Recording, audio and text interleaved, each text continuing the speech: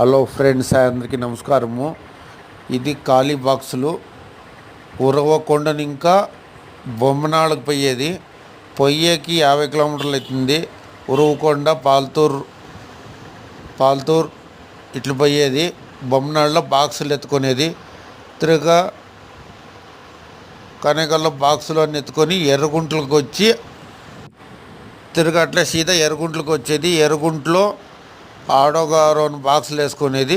ఇంకట్లే కనేకల్లు, సల్లాపురము, కోకుంట్ల మోపిడ్లో దింపేది. పొయ్యేకి 50, తిరిగి వచ్చేకి ఒక 50-60. బాడిగలు లేవు. యావో ఒకటి బాడికి పోవాల.